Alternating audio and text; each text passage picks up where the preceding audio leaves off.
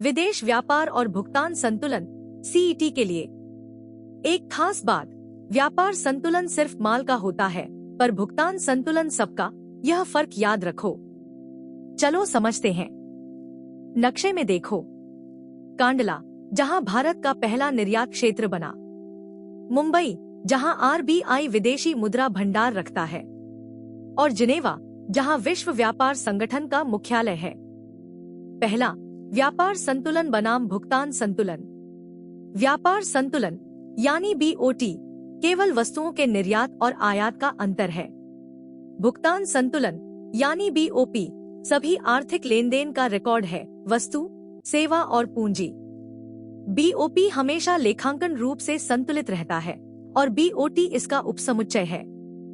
दूसरा, खाते और निवेश। चालू खाते में वस्तु, सेवा, आय और हस्तांतरण आते हैं।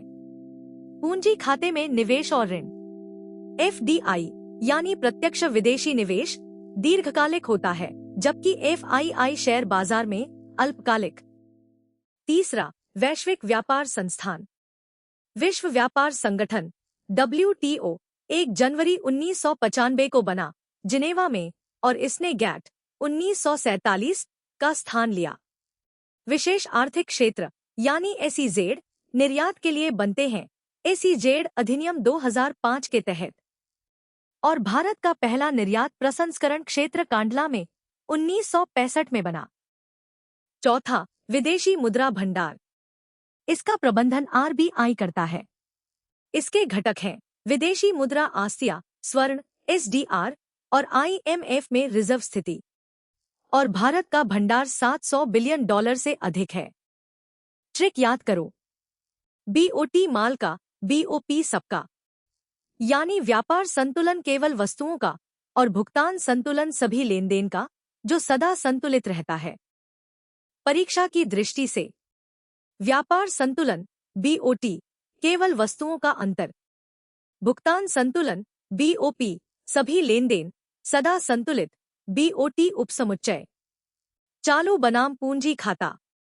एफडीआई दीर्घकालिक, एफआईआई अल्पकालिक। WTO 1 जनवरी 1995 जिनेवा, गैट का स्थान। एसईजेड अधिनियम 2005, पहला ईपीजेड कांडला 1965। और फॉरेक्स $700 बिलियन से अधिक। पहला सवाल, व्यापार संतुलन और भुगतान संतुलन में मुख्य अंतर क्या है? विकल्प, दोनों समान है। बीओटी केवल वस्तुओं का, बीओपी सभी लेनदेन का, बीओपी केवल सेवाओं का, या बीओटी में पूंजी भी?